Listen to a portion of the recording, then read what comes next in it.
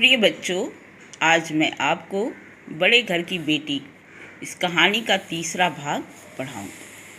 Page number 33, आखिरी paragraph देखिए।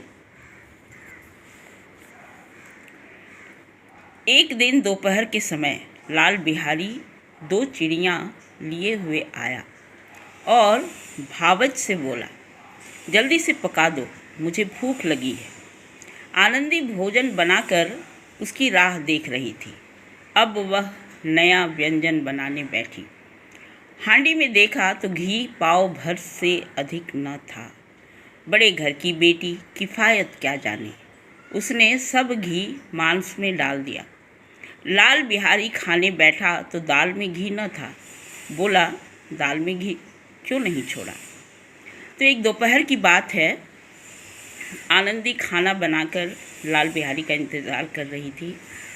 तभी लाल बिहारी आता है, साथ में दो चिड़िया लेकर आता है और अपनी भाभी से कहता है कि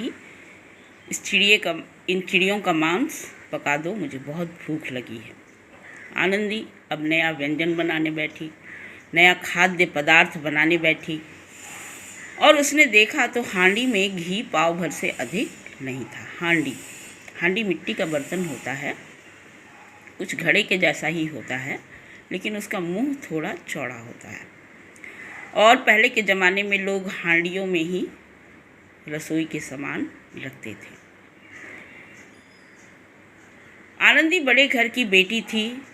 किफ़ायत करना, बचत करके खर्च करना उसको नहीं आता था और इसलिए जब वह मांस बनाने बैठती है तो पूरा का पूरा एक पाव घी जो हांडी में बचा हुआ था मांस बनाने में इस्तेमाल कर लेती है। लाल बिहारी को खाना परोसती है। तो लाल बिहारी जब खाना शुरू करता है तो देखता है, उसको महसूस होता है कि दाल में घी नहीं है। इस पर वो आनंदी से सवाल पूछता है कि दाल में घी क्यों नहीं? आनंदी क्या कहती है? आनंदी ने कहा, घी सब मांस में पड़ गया। लाल बिहारी जोर से बोला, अभी परसों घी आया है, इतनी जल्दी उठ गया? आनंदी ने उत्तर दिया, आज तो कुछ पाव भर रहा होगा, वह सब मैंने मांस में डाल दिया। जब आनंदी कहती है कि सारा का सारा घी मांस में पड़ गया, दाल में डालने के लिए घी नहीं बचा, तब लाल बिहारी गुस्सा हो जाता है और कहता है कि अभी 2 दिन पहले घी आया था और इतनी जल्दी ख़त्म हो गया।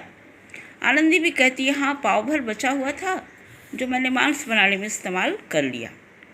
जिस तरह सूखी लकड़ी जल्दी से जल उठती है, उसी तरह क्षुधा से बावला मनुष्य जरा जरा सी बात पर तिनक जाता है।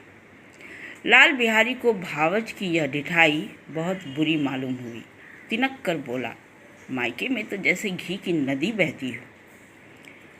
सूखी लकड़ी में बहुत जल्दी आग लग जाती है, वैसे ही क्षुधा से बावला, भूख से व्याकुल मनुष्य को भी थोड़ी थोड़ी सी बात पर, छोटी छोटी बात पर गुस्सा आ जाता है, वो तिनक जाता है।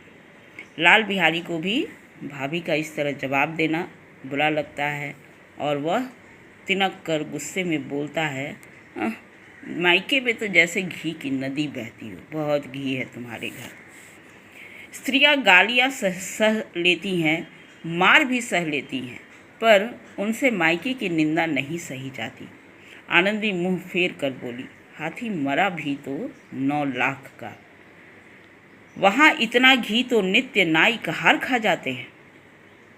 आनंदी को अपने मायके के बारे में कही गई बात, जो लाल बिहारी ने कहा था, मायके में तो जैसे घी की नदी बहती हो, ये बात बहुत बुरी लगती है, क्योंकि स्त्रियों का स्वभाव ही होता है। वे गालियाँ सुन सकती हैं, मार भी खा सकती हैं, पर अपने मायके की बुराई, अपने माँ के घर की बुराई कभी भी नहीं सुन सकती हैं, नहीं सह सकती हैं। और आनंदी ने भी जवाब दे दिया, हाथी मरा भी तो 9 लाख का। इसका मतलब है कि भले ही हमें नुकसान हुआ है, हानि हुआ है, लेकिन तब भी आज भी हमारी स्थिति काफ़ी अच्छी है। मतलब हानि या नुकसान होने के बाद भी अच्छी स्थिति का होना, उसी को कहते हैं हाथी मरा भी तो 9 लाख का। साथ ही साथ इस वाक्य के द्वारा वो लाल बिहारी पर तंज कसती है कि भाई हमारी स्थिति तो तुमसे अच्छी है, और साथ में कह देती है कि हमारे घर तो पाव भर घी, 250 ग्राम घी रोज़ नाई और कहार खा जाते हैं। नाई उसको कहते हैं जो बाल आदि काटता है, नाखून आदि काटता है, और कहार जो डोली उठाता है। लाल बिहारी जल गया, थाली उठाकर पटक दी और बोला, जी चाहता है जीभ खींच लूँ। तो आनंदी का जवाब देना लाल बिहारी को पसंद नहीं आता है। आनंदी जो कहती है घी पाव भर था, मैंने सारा मांस में डाल दिया, घी बचा नहीं तो दाल में नहीं डाल पाई। साथ ही साथ उससे यह भी कह देती है कि हमारी हैसियत तो तुमसे अच्छी है। ये सब जब सुनता है लाल बिहारी, भाभी का मुंह लड़ाना, जवाब देना उसको अच्छा नहीं लगता है और वो थाली पटक देता है। साथ ही साथ आनंदी को गुस्से से कह देता है कि इस तरह जो तुम जबान लड़ा रही हो, जी चाहता है कि मैं तुम्हारी जीभ खींच लूँ। आनंदी को भी क्रोध आ गया, मुंह लाल हो उठा, बोली, वे होते तो आज इसका मज़ा चखा देते।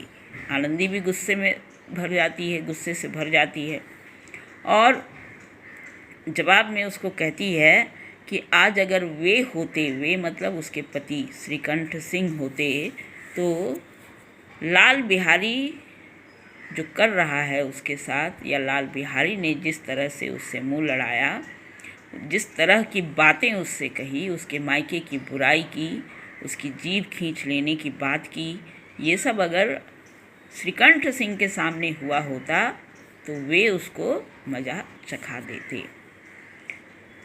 अब अनपढ़ उज्जट लाल बिहारी से न रहा गया, खड़ाव उठाकर आनंदी की ओर जोर से फेंकी और बोला, जिसके गुमान में फूली हुई हो उसे भी देखूंगा और तुम्हें भी।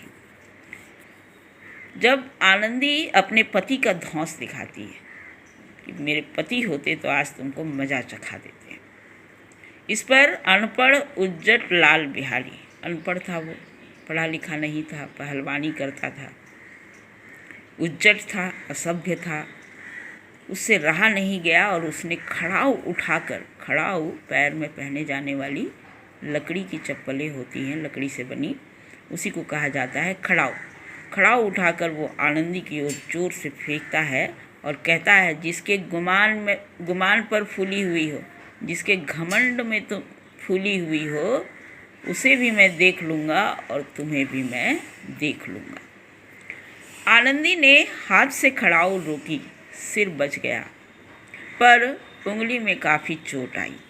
क्रोध के मारे हवा से हिलते हुए पत्ते की भांति कांपती हुई अपने कमरे में आकर खड़ी हो गई।